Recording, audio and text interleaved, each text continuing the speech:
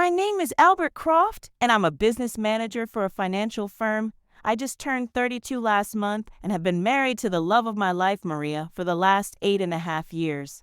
We've got two boys, Danny, who is 6, and Kenny, who is 7, and we live in a huge box of a house in the suburbs just outside of Atlanta. We've got a shitload of friends who live in our same neighborhood, and most weekends are spent going over to someone's house for either a party or barbecue. Where we used to live when we first got married, I also had a ton of friends, but Maria didn't care for most of them. They weren't quite as refined as our current ones and could care less what kind of car you drove or how big your house was. They were a burly group that loved to party, but would give you the shirt off their back as you needed it. When Maria made the decision we needed to upgrade to, as she put it, a nicer area where we had our first big fight, our house was only 15 minutes from where we both worked and had been a fixer-upper, so our house payments were pretty low. I'm what you'd call a layback kind of guy and could care less about the finer things in life, unlike my wife who was always looking for something better. So when Maria said we needed to move, I put up a fuss for about a week and then thought, what the hell? You see, most things really aren't worth arguing about. A car, a house, clothes, they're just material things that in the end don't mean squat. So when Maria dug in her heels, I just let it roll off my back. It just wasn't worth the energy it would take to argue with her about it. In fact, I can count on one hand the number of fights Maria and I've had over the last 8 years. That is until last night. Maria works at an interior design studio owned by one of our neighbors. She works from 9 a.m. until 3 p.m. so she can get the kids off to school in the morning and be home when they get off the bus. I, on the other hand, work from 8 o'clock until 5 o'clock, depending on traffic. I get home usually about 5:45 now. When we lived in our last place, I was home and had a beverage in my hand by 5:15. Tuesday night, there was an accident on the road, and I didn't get home until almost 6:15. I was a little stressed by the time I got to my driveway, but thought, what the hell, at least I was finally home and could relax with my bride. I snuck in the back door and went upstairs to change into a pair of shorts and an old t-shirt. I was walking down the stairs towards the kitchen when I heard Maria on the phone. Don't worry, Peg, you know Albert. He'll go along with anything I say. I could hear Maria tell her sister, no, he won't get mad, and I think I know my husband a little better than you do. I've got it all worked out, and I plan on talking to him tonight after dinner. Yes, I'll call you and tell you what he says. Well, gotta go, girl. I've got dinner to finish. Talk to you later, Maria said, hanging up. What do we need to talk about? I said as I walked around the corner. Albert, you startled me, Maria said as I came into view. Let me ask again, what do we need to discuss that has to wait until after dinner? I asked for a beer from the refrigerator and sat down at the kitchen table. Let's wait until after dinner when the boys are upstairs. All right, what did they do this time? I talked to them about the go-kart and not hitting golf balls in the backyard. What else could they have done since Saturday afternoon? It's not about the boys, it's us. Well, I haven't done anything bad since grabbing your bum at Frank's Grill last Friday night. And the only reason I did that is because you look so hot in those new jeans, so it must be you. What did you buy this time? I asked, trying to add a little levity to our conversation. I'm not talking about that. It's about how we feel about each other. She started to say, well, babes, you know I love you and I know you love me, so what's the problem, Albert? You know I love you, she said, holding my hands in hers, but I'm not sure if I'm still in love with you anymore. What I don't understand, Maria. I told her, not liking where this conversation was heading. If you've got something to say, just spit it out. You're the best and most thoughtful husband in the world and a great father. She said, touching the side of my cheek, but I'm just not sure I feel the same way about you as I did when we got married. Maria said with this concerned look on her face, I'm thinking about a trial separation so I can get my feelings sorted out. Maria, I don't understand. When in the hell did all this happen? Before or after we kissed goodbye this morning, I said, now getting more than concerned where she was going with this. I've been thinking about it for a while, but didn't want to say anything until I was sure what I wanted. I don't understand. Where do you want to go? I asked. Well, I am thinking about moving in with your mother for a while, since your dad died.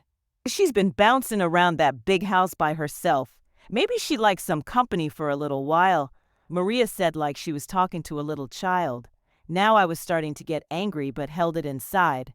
How are you going to pay for the house and everything else if I leave? I asked, fully knowing what was coming next. Well, you'll still have to make the payments, but it won't be forever. Just until I have a chance to sort out a few things, she said in her most loving and caring voice. I stood up. No. What do you mean? No, a surprised Maria replied. Maria, what the hell about no, don't you understand? No, I'm not moving in with my mother. And no, I'm not leaving my house and 2 sons. If you need to leave and get your head and bum wired together, go for it. I don't want you here either if you're not in love with me anymore, as you so eloquently put it. So since I'm a great guy, I'll even help you pack. I said, slamming my beer down on the table and walking up the stairs to our bedroom. It shocked the heck out of Maria when I came back downstairs with an armful of clothes from her closet. Put these in your car, and I'll be down with the next load in a minute, I said, tossing them on the living room couch and running back up the stairs. When I came down with the next handful, Maria started yelling at me to stop. I thought you wanted a separation. I'm just helping you move your stuff out, that's all, I told her in a calm voice. At this point, I'd crossed the line from love and was moving into the hate category in my feelings for her, or as I like to now call it, the dark side. I want you to leave Albert, she now yelled at me. That's not going to happen, Maria. This is my house, and I've done nothing to either you or the kids to warrant you kicking me out. Now, if you want to move down into the basement, I can put your stuff down there, I told her as I dumped my second armload of clothes on top of the others. This was not going as Maria had planned. Albert was supposed to tuck his tail between his legs and move out without saying a word, she said to herself. He wasn't supposed to put up a fuss. Now what the hell do I do? Let's talk about this like two adults, Albert. Maria, I think you've said enough. At least I now know how you really feel about me. So make up your mind. Where do you want your clothes? Because you're sure as hell not staying in my bedroom any longer, I said, trying my best to stay calm. When our sons Danny and Kenny walked through the door, they wanted to know what was going on. Mom's just moving some of her stuff, that's all. How about if we go out and get a few burgers and let her finish? I didn't have to ask twice. We were gone and back within 45 minutes with the food. However, we came back to a few extra people, 2 policemen, evening officers. Can I help you? I asked to get out of the car and told my sons to go inside. We got a call about a domestic dispute and need a word with you. The big one told me while keeping his hand on his gun. Looking at his hand, I said, Officer, you won't need that, as I explained what I had come home to. I haven't raised my voice, threatened her nor my kids, but told her I wasn't leaving my house. My name's on the mortgage, I pay all the bills, and unless there's a court order floating around, which I strongly doubt, I think I'm well within my rights to be here. I told my wife if she wasn't happy with me, she could move out and I'd even help her pack. They both snickered and got a kick out of my dilemma. Maria was hot to say the least when the policeman told her there was nothing they could do. However, they did say that they would file a report stating that I was calm and presented no danger to either my family or myself, but that Maria was ranting and raving and using profanity and talking to us about her husband. Finally, I had only wanted to help my wife load her personal items into her car. That was all they witnessed. I thanked them, shook their hands, and they wished me good luck. Maria was now fuming that she hadn't gotten her way. Albert, why don't you just leave and make it easier on all of us? She shouted at me. As I said, Maria, that's not going to happen. So decide where you want your stuff, in the car or the basement. It's your choice. The boys and I are going to eat out on the deck, so think very carefully about what you do next. I said, grabbing the food and heading out to the deck where my boys were waiting. What's wrong with Mom? Who knows, maybe she had a bad day at work. Guys, let's give her some space. You know, Mom, she'd be back to her old self in no time. I told my boys, but I didn't believe one word coming out of my mouth. We ate and then watched a special about the X Games that were going on in Atlanta. It wasn't until almost 8:30 before we finished. Why don't you guys go upstairs and let me see what's going on with your mother? I told them, I'll be up later to check on you. They went upstairs and I went looking for Maria. She was gone and had left her clothes piled on the couch where I dumped them. I went upstairs and noticed a few drawers opened and 2 of her suitcases missing. Well, I guess that answers that, I said, sitting on the bed wondering what was going to happen next. Hell, I'd left a loving wife and family at 7:15 this morning, and now at 9 o'clock tonight, I had my 2 boys, but no longer had a loving wife. Life really sucks sometimes. Mom, I need a big favor, I said as I called my mother. I gave her the short version and asked if she'd come over and see that the boys got off to school on time and to be here when they got home. Maybe Maria's hormones are just acting up. She'll probably be back as soon as she realizes what a fool she made out of herself, but I'll be over in the morning just to make sure. I thanked my mom but said I wasn't quite as sure as she was. I was right. Maria didn't come back Wednesday or Thursday. She did call the boys Thursday afternoon to say hi to them, but not to me though. I guess I was still the a-hole. By Saturday morning, I was concerned but pissed also. You've got no one but yourself to blame, I said as I started to beat up on myself. If you hadn't been such a milquetoast all these years, Maria never would have tried to kick you out of your own house. Now she's sulking at her parents and telling everyone what an insensitive louse I was for not considering her feelings. Screw her and this damn house, I said looking around. I never wanted it and it's way too big for just the four of us anyway. Peggy, Maria's sister, did come over Sunday afternoon to pick up a few things for her.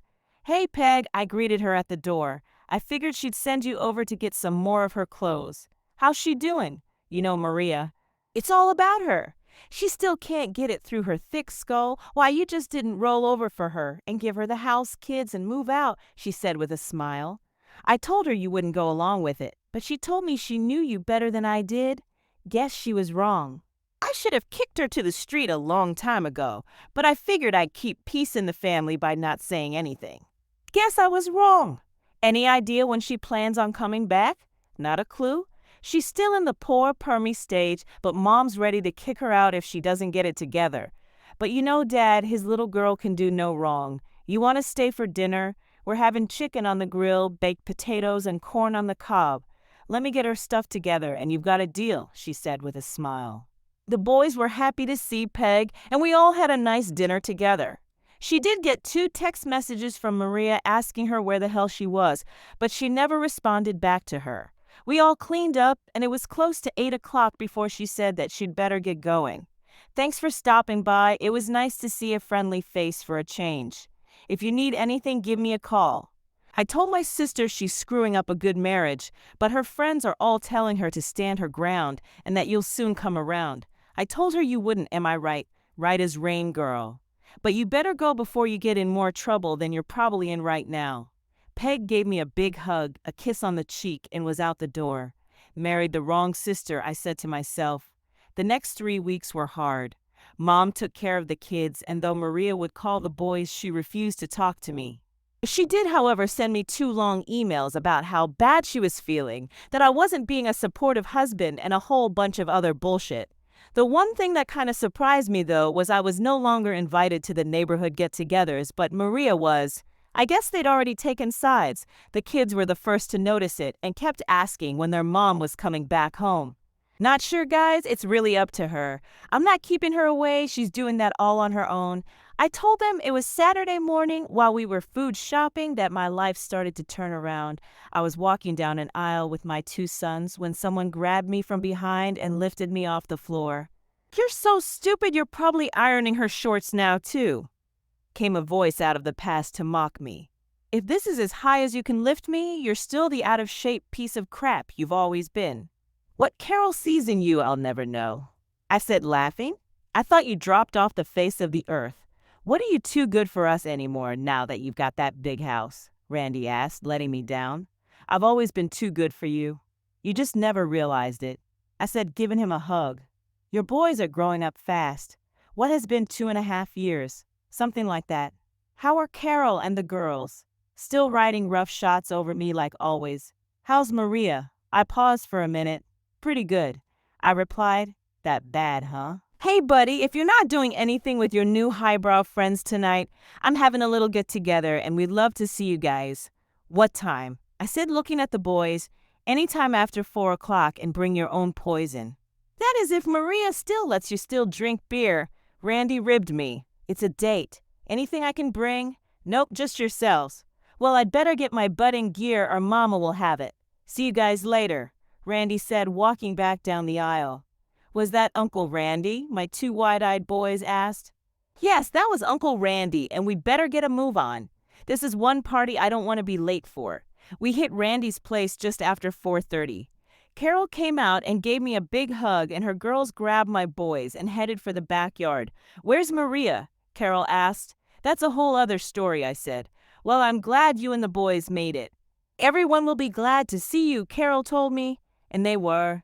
The group treated us like we'd never left. The kids and I had the time of our lives. At the end of the night, after most of the group had left, Carol, Randy, and I sat down. They wanted to know what happened between Maria and I. All I could do was shake my head and tell them I didn't have a clue. We never fought. Hell, we never argued, I told them. Maybe that's the problem. I let her do whatever she wanted to keep peace in the family. Hell, I was getting all the sex I wanted, and I thought Maria was happy. Who knew? Carol said it was probably just a woman thing, but I told her I thought it went deeper than that. You don't tell your husband that you love him, but you're not in love with him. That's a bunch of double talk. It never dawned on me that Maria might be fooling around, but right now I wouldn't bet against it. I'm gonna keep my eyes open, my mouth shut, and see how it all plays out. No more, mister. Nice guy. From now on, it's my kids first and me second, and the hell with everyone else. Especially my fair-weather neighborhood friends. Every week, Peggy would come over on Sunday to get a few more of Maria's clothes. She would always stay for dinner, and I found myself kind of looking forward to her visits. I would drop off my boys over at Maria's mom's house on Saturday mornings and hope to talk to Maria. But after the first blow-up, I found it easier just to drop them off and leave. In this way, there would be no confrontations on the front lawn again. I went from anger to almost giving in before finally getting depressed. Hell, I felt like a damn alcoholic going through the 7-step program. I even tried to get answers from Maria by sending her weekly email telling her how much I loved and missed her, but I got nowhere with her. "Albert, please be patient, my love," she wrote. "I just want to resolve these nagging issues so they won't crop up later on." "I know it's been tough on you and the boys, but just hang in there a little while longer," she wrote. At least it gave me hope. After 3 long months and while doing the Sunday dishes, Peggy shot a hole through my chest. "Maria went out on a date last night, and it wasn't the first one," she said without looking at me. I told her she was crazy, but she went anyway. "I thought you should know," she said, still avoiding my eyes. I didn't say a thing. I just stood there with a soapy washcloth in my hands while it dripped on the floor. "Didn't you hear what I said?" Peggy said, looking at me. "She went on a damn date." "Say something, goddammit," she yelled at me. I was too stunned or shocked to say anything or even move. For the first time since Maria left, I thought about my life without her. Sure, I've been angry and ranted and raved a few times, but I always thought she'll be back and we'd be happy again. Now, for the first time, I thought that might not happen. "Earth to Albert, are you alive? Didn't you hear what I just said?" Peggy repeated as she now pounded on my chest. "Snap out of it. Your damn wife is out there screwing around on you, and all you can do is just stand there." I grabbed her hands and then put my arms around her. My eyes filled with tears as I could hear Peggy start to cry. "It's not fair. You're such a nice guy, and all she's doing is taking advantage of you." "It's not right," she said, holding me now. No, it wasn't right, and I finally snapped, throwing the wash rag against the wall. "No more," I yelled as the kids came into the room to find out what all the yelling was about. "Dad, what's going on?" they asked. And Peggy slipped on the floor, and when I went to catch her, I hit my knee. That's all. I explained to my 2 boys. "Remember, we've still got that movie to watch, and we're waiting on you too," they said, walking back to the living room. Peggy and I sat on the couch, and my boys sat directly in front of the projection TV. I'd seen Spider-Man 3 twice, and they'd seen it at least 6 as we all watched in silence. "I'm sorry," Peggy whispered to me as she held my hand. I was still in a daze and was now well into the dark side. In my mind, I was planning my next moves. Not revenge just yet, but ones of self-preservation. After the movie, I chased the kids to bed and walked Peggy to the door. "You okay?" she asked. "No, but I'll live." "Call me if you need anything or just want to talk," she said, kissing me on the cheek. "You know she's an idiot," Peg said, walking out the door. "Call me." Monday, I called in and took a vacation day. I got my kids off to school and then hit the computer. We had 2 Visa credit cards with outstanding balances. I paid off both and closed the accounts. I then went to the bank and transferred 50% of what we had left into a new account in my name only. They told me it would take 6 business days to remove my name from the existing accounts. I called the HR department where I worked and removed Maria from my life insurance policy for 401k medical and dental insurance. It was now 11:30 a.m. I changed the locks on the house myself, including changing the security codes on the front door and the garage door opener. Going to the mall, I canceled my cell phone plan, which cost me an extra $250 fee, and started a new plan in my name only. Wait until Maria tries to use her cell phone. That should get a rise out of her, I said with a smile, the first smile that had crossed my lips in a long time. I left the home phone number the same, but put a message on the answering machine that if they wanted Maria to call her at, and then I gave her parents' home phone number. It was now 345. The kids came running into the house like always. Guys, I need your old house keys. I changed the locks and here are your new keys, I said, handing them each a new key as I took their old ones and threw them in the trash. All done, I said to myself, and it only took 8 hours to go from a happily married husband to a single parent. I knew it was just a matter of time before the explosion would hit. That night, the home phone rang and I told the kids to let the machine pick it up. What the hell do you think you're doing, Albert Croft? My cell phone doesn't work and neither do my credit cards. I need you to call me right now and tell me why you're acting like such a shit. Maria only called me by my full name when she was really angry. It had taken me only 8 hours to push her over the edge, whereas it had taken me over 3 months to lose it.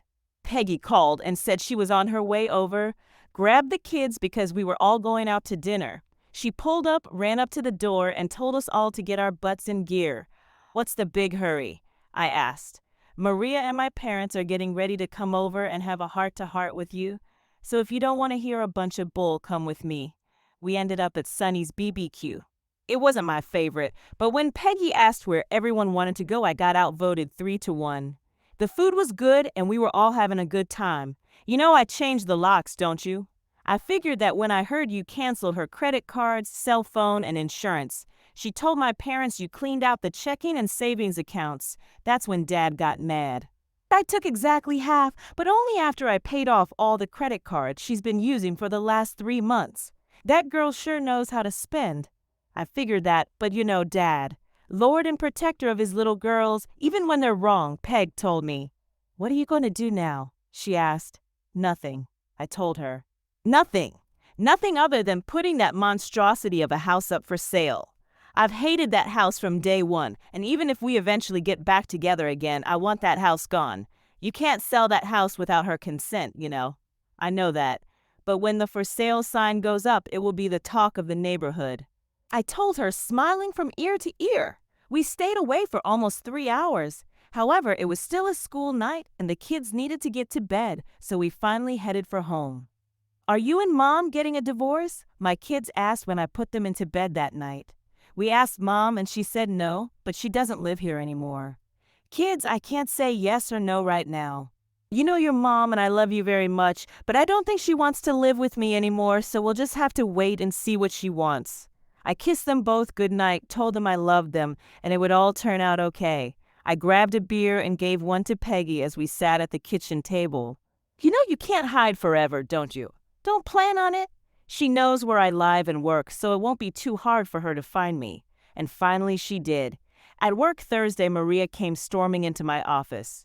How dare you cancel my credit cards and cell phone, she started. And when did you change the locks on the house? Hello, Maria, you're looking nice. How have you been? Me? Oh, I've been fine, and the boys really miss you living with us. Yes, I've lost a few pounds, thanks for noticing. I just kept babbling at an astonished Maria. Albert, what the hell are you talking about? She finally asked. Just answering all the questions you should be asking after not being apart from our family for almost 4 months, that's all. Now, if you'd like to sit down and talk, that would be nice. But if you're going to yell and scream, I'm going to have to ask you to leave, because after all, this is a business office. All right, Maria said as she sat down in front of my desk. Why did you do all those things last week? Why did you start dating? Aren't we still married? Or have I missed something? I asked. It was just dinner with a friend, that's all. Did you sleep with him? No, I didn't sleep with him. It was just dinner, I told you. Are you going to sleep with him? I asked. Albert, why are you asking me all these questions? I just want to know what my timetable is, I told her. What timetable? Maria asked. Why, our divorce? I told a shocked Maria, I don't want a damn divorce. Maria shouted back at me. Well, you're acting like you do. Dating, ignoring your husband and kids, buying new lingerie for someone other than me, all the signs of moving on with your life without us. Maria, they still send the credit card bills to the house, so I know what you buy, just not for whom. I told you, I don't want a divorce. All I need is a little time to myself. That's all. She told me for about the 10th time, but this time I wasn't letting her off the hook. How much time, Maria? How much more time do you need? I asked. I don't know. How can I answer that when I don't know? She replied, well, when you find out, please let me know. But it better be soon if you expect to try and save this marriage, I said, standing up. So if you don't mind, I still have a job to do, and I've got a meeting in 20 minutes. She tried to kiss me goodbye, but I turned my head. She wasn't at all happy, but said nothing. That evening, Peg came to the house, and we had a long conversation. How much longer are you going to keep this charade of a marriage up? This weekend, I told her, if Marie is not back by Saturday morning, I'm going to see a lawyer. If she doesn't know by now, she never will, I told Peg. I'm not going to say a thing to the kids because my mom is planning on taking them out of town Friday after school. So by this weekend, I'll at least have my answer. Peg seemed more than a little disappointed with my answers. We picked up the kids and all went home to prepare dinner. It was a quiet night between Peggy and I before she announced that she had to leave. I walked her out to her car and held her for more than a moment before she got into her car. I leaned in, gave her a peck, and she drove off. My email that night to Maria was short and to the point. If you've not moved back 100% and ready to be my wife and mother to our kids, I'm calling it quits. Your time is up. It's decision time. Tuesday night, Maria called and said she was moving back in. She said that she'd taken off Friday and that we'd have all night to talk. I was elated but sorry at the same time. The week dragged on. Maria called me every day and so did Peg. Peg said that Maria was very excited about coming home and that she wished us both the best. When I came home Friday night, Maria was there waiting for me, drink in hand. I grabbed her, hugged her, and it felt so weird after 4 months. We ate, we talked, and then talked some more. We both knew what was coming as the hours ticked by. It was like we were both avoiding what was coming next. I was in bed waiting for her when she came out of the bedroom completely naked. Maria, before you come to me, I have to ask you a question.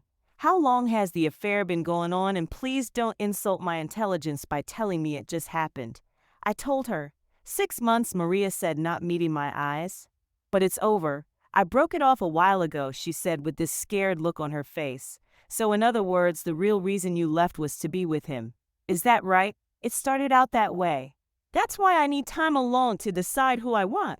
So you've been screwing him all these months, and now you expect to just waltz back into my life like nothing happened, like I'm supposed to just say, it's okay, honey. I'm just glad you're back. Bullshit. Albert, did you fool around with anyone else while I was gone? Maria asked. What does that have to do with anything? We're talking about you having a lover for the last 6 damn months. I just want to know how damn sanctimonious you really are. She replied, well, Maria, unlike you, I was still sticking to my vows. I said getting out of bed. Now that I know what a lying 304 I'm married to, I can make the hard decisions I've been putting off all these months. Albert, I came back to you. It's over. I made a huge mistake and I admit it. I'm not proud of what I've done, but I'm asking for another chance. I love you and am begging you for another chance to make our family whole again. Please. What the hell was I supposed to say when she put it to me that way? No. I need to think about it, Maria, but I can't do it sleeping next to you. Right now, I am damn angry. Just tell me it wasn't one of our friends or someone I work with, I asked. It was someone I met through work, and it's over, she said for the second time. I slept in the spare room Friday and Saturday night. It was lonely, but I needed to make some hard decisions going forward. We talked all weekend. She told me to ask her any question, and she would answer them truthfully. I didn't want to know any of the details, but did ask why. It was exciting at first, and I felt like a naughty teenage girl keeping something from her parents. He paid more attention to me in 1 week than you had in the last 2 years. I just fell under his spell, but it didn't last. After a while, the newness rubbed off, and we were just screwing because it physically felt good. We both decided it wasn't worth it, and neither one of us wanted our spouses to find out. So that's the short version. I realized I'd made a mistake and wanted you back. By Sunday morning, my mind was too full of issues and I needed a break. Dinner at her mom's house was something that had been missing all these months. She put on a huge spread and everyone seemed to be in a good mood except her mom, Peggy, and I. As we got up to leave, her mom hugged me, put something in my pocket, and whispered for me to call her tomorrow before kissing me on the cheek. The next 2 weeks were hectic. I was still sleeping in the spare room and the kids were happy to have their mother back with them. I took off Friday afternoon and drove home to take care of a few items I couldn't do after working hours or at night.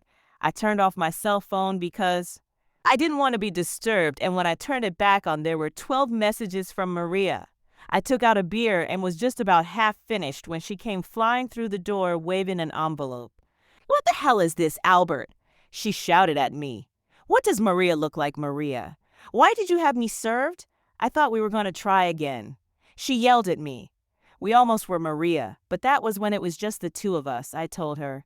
"There's no hope now for the three of us," I said to a shocked Maria as she sat in a chair. "You see, I was leaning your way because of the kids and all the good times we'd had in the past, but something new came to light 2 weeks ago that put our marriage in the shitter," I told her. "How did you find out?" "No one knew," she replied. "Does it really make a difference how I found out, Maria?" "So you were gonna just play me along like some stupid sucker and make me believe it was mine? You really are a piece of work. You know that, Maria. It wasn't supposed to happen. I'm so sorry, Albert." "I don't love him, only you. We can take care of this and then go back to the way we were," she now pleaded. "He's given me enough money to take care of it, so his wife doesn't find out either." She was digging a deeper hole with every word that came out of her mouth. "I hope the three of you will be very happy. I love you, Albert, I really do. We can get past this, and if you want, we can sell this house and buy another one and make a fresh start somewhere else." Maria was done. "Hell, we've been done for a long time. I just didn't want to accept it. For the sake of the kids, you can stay here until the house sells or you find another place to live. I plan on taking the kids with me, but you'll be able to see them whenever you want. I want nothing from you other than you out of my life," I told her.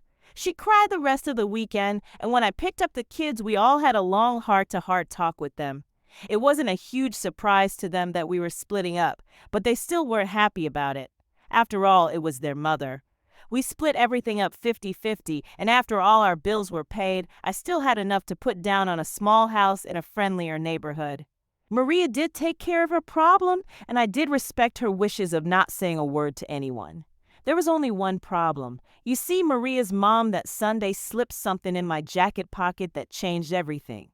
I called her the next day to verify what she'd given me. "I shouldn't be the one telling you this, but if I don't, you may never know the truth," she started. "I found something in the guest bathroom the other morning after Maria moved out, and it took me a few days to get up the courage to give it to you. You see, she had found a pregnancy test kit in the trash, and it showed that someone has got a bun in the oven, so to speak, since she was the only other female in the house, and it sure as hell wasn't her, which only left Maria. I didn't want to be the one to tell you, but I thought Maria was going to try to pull a fast one on you. Remember, you didn't hear it from me, right?" "Hear what, Mom?" "I hate to say it, Albert. She really has the common sense of a rock, but I love her dearly. Don't be a stranger," she said, hanging up. That's how I found out Maria was in a motherly way, so to speak. I guess it would have been a better story if I'd found the test kit or had seen the doctor's report or had followed her to some sleazy motel and peeked into the windows. In the end, her own mother had ratted her out. The house I found was close to the one Maria and I had lived in all those years ago. It also was a fixer-upper and needed a whole lot of work. It had 4 bedrooms, 2.5 baths, and a large patio, but no pool. The kids pitched in, and my new helper was a real lifesaver. You see, after the divorce became finalized, we were all sitting around enjoying a Thanksgiving meal at Maria's mom's when the kids spilled the beans. They were telling their mom and grandparents how the new house was coming along and how they each had their own bedrooms and bathrooms. "It is so cool," Kenny told them.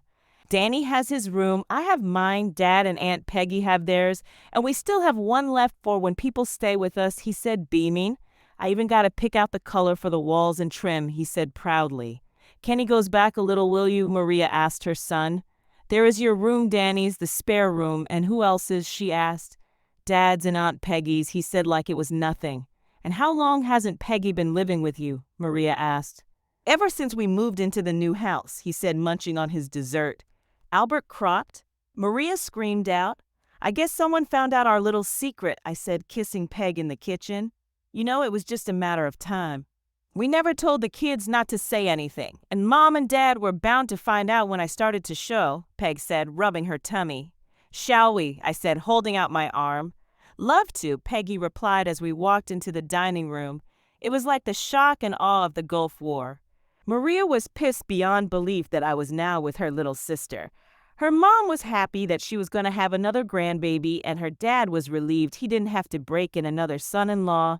And Peg and I, we were just happy. I guess I originally did marry the wrong sister, but that was something I'm glad to say I rectified before it was too late.